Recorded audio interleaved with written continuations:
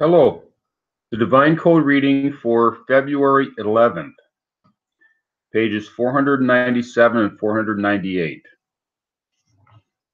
Marital status, marital status of minors. Topic number 4. It has previously been explained in topic 112 that there is no status of marriage for minors who have no mature appreciation for marriage, and if they cohabit, it is not done for the purpose of full marriage. When it says the status of minors, it's referring to someone below the age of 12 or 13. At that age, they're not mature enough to be comprehending the concept of marriage, and therefore, even if they are together and living together, but it just isn't considered to be, they're not considered to be capable of comprehending marriage, and therefore the marriage is on a different level. Therefore, the term vu'ulat baal for a woman only applies when both partners have the status of adults, at which point their cohabitation can be for the purpose of marriage. See Minhag Chinuch, Commandment 35, sections 13 and 19, that a Gentile needs to cohabit with the intent of acquiring a woman for marriage, and if he does not have that intention, another man who cohabits with the woman afterwards is not liable for adultery. It would still be inappropriate. It would still be wrong, but it would not be considered adultery because it would not be considered a full marriage.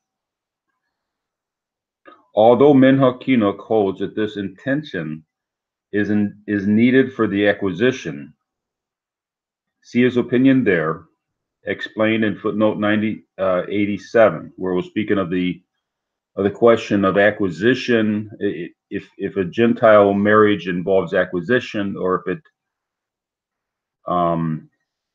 does not, and that's a complicated question. And it has been explained that the final ruling that there is no need for this acquisition. The intention for marriage is still needed to reach this status, and the minor does not have the capacity for legally mature decisions. Therefore, when Minhag Chinuch says that an adult Gentile woman can cause herself to be acquired by a minor, as is the opinion of Kimdat Israel Hilkot Malachim 9:10, and that through her own knowledgeable intention alone, she can bring herself to be acquired by another person, even a minor. That is only according to his opinion, and that acquisition is a factor that applies in the establishing of Gentile marital bond. However, as explained above by the author, A, this intention is needed specifically for creating the status of marriage and not as a mere acquisition, and B, for marriage, the responsible intention of both partners is needed. However, if she specifies herself for the minor, it is possible that she has a status of mirasa with betrothal to the minor. And there is a question as to whether or not Gentiles have status of betrothal. But if she does have betrothal, that might it might be possible that a underaged Gentile may be betrothed, and therefore there will be some status, but it would not be considered adultery on the level of That would be a death penalty. Even if there is a status of betrothal for the Gentile minor. If a Gentile man cohabits with a Gentile minor girl who is living as the spouse of an adult male, or with the adult Gentile woman who is living with the spouse of a minor boy, both partners are exempt from liability for capital sin, since the minor girl and the adult woman in these cases are not considered to be fully married. Rather, they are only forbidden to another man to the extent that a betrothed woman would be forbidden. And see, Tractate Sanhedrin 52b states a married woman to exclude the wife of a minor. This applies to Gentiles as well.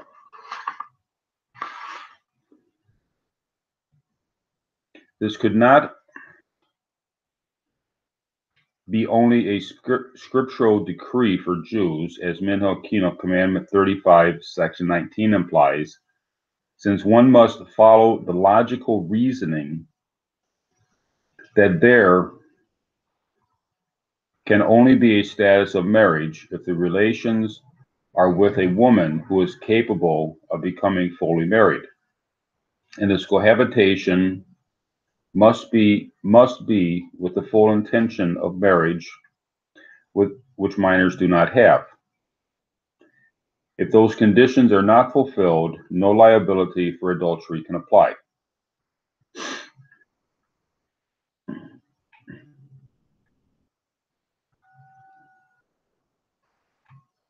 So we're seeing that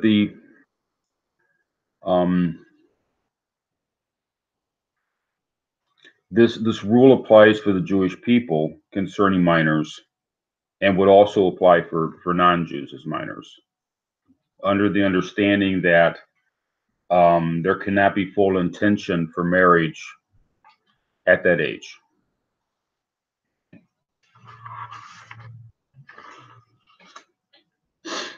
Topic number 5.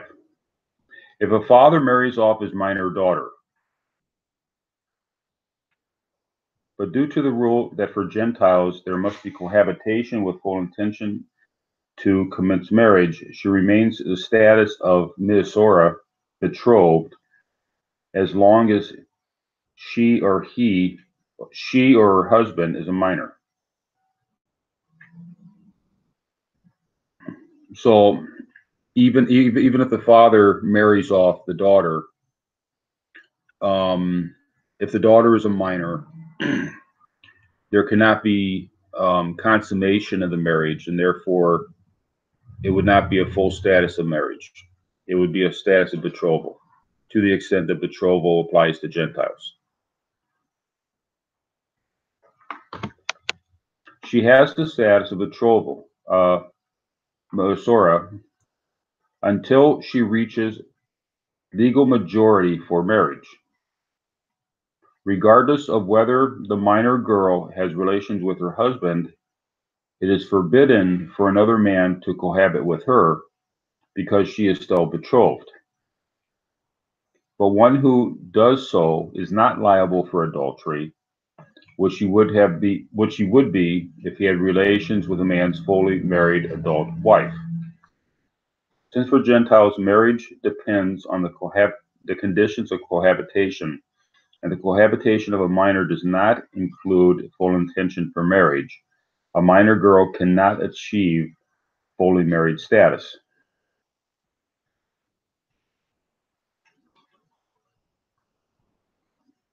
Likewise, within the Torah law for Gentile marriage, a minor girl, though she has no complete intention for marriage, see Gur Arya on Genesis 27:57, regarding the marriage of Rivkah, that by a Noahide code, the father has no jurisdiction over his daughter to marry her off as a full wife while she is still a minor. See Minho Kino, Commandment 35, Section 13, and Commandment 190, Section 5. So the understanding is that Rebecca was a minor child, and her parents asked her if she would go to be married, and she agreed. Now the understanding is that she did not become actually married. She was betrothed at that point, and she did not actually become married until she was an adult. That's according to the Midrash. But yet we learn from that the girl would have to agree to the betrothal.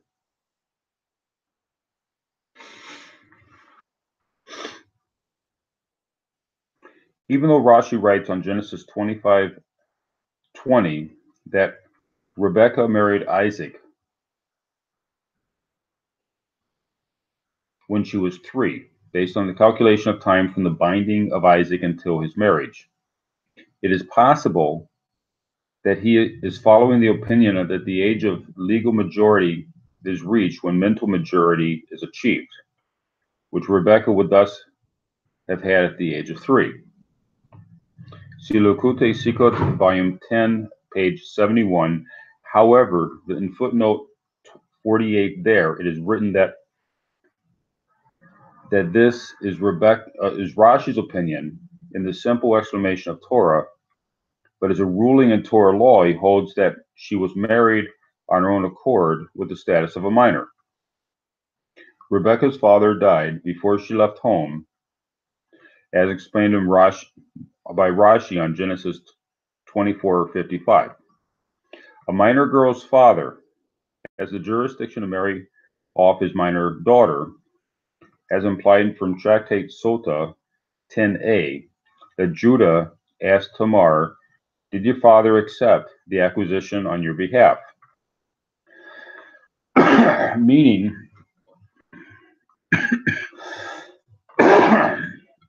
did her father marry her off as a minor?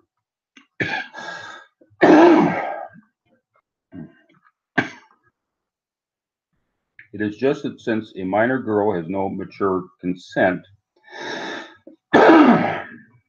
if she is married, she would only be forbidden to other men as a betrothed girl. However, Tosafot on Yevamot 61b and Dot on Diat Sakadim on Genesis 27:57 hold that Rebekah was 14 years old when she became married to Isaac, so she had the status of an adult at that time and not of a minor. And so there is a question. Rashi uses a calculation based that when the announcement in the Torah states that Rebekah had been born, that actually was the birth announcement at the time of birth. The other arguments is that perhaps she was born and it just mentioned at that point because that's the point where it becomes important. So there's a question as to why the Torah mentions Rebekah's birth at the point that it mentions it. And you can go back and forth whether she was 3 years old or 14 years old.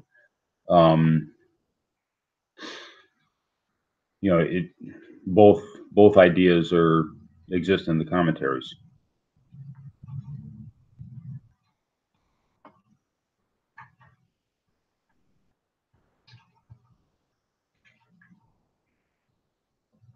A minor girl may be permitted to marry if she agrees.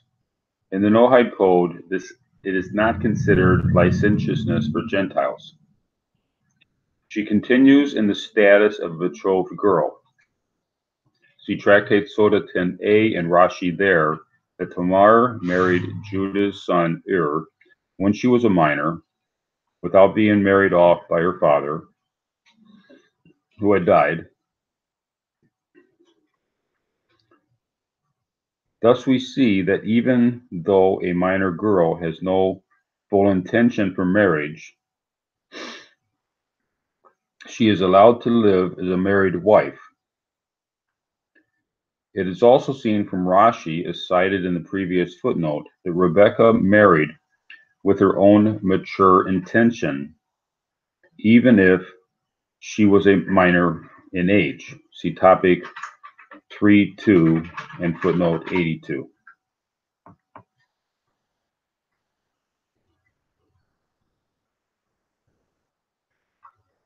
She continues in the status of betrothed girl until she reaches the age of legal maturity for marriage.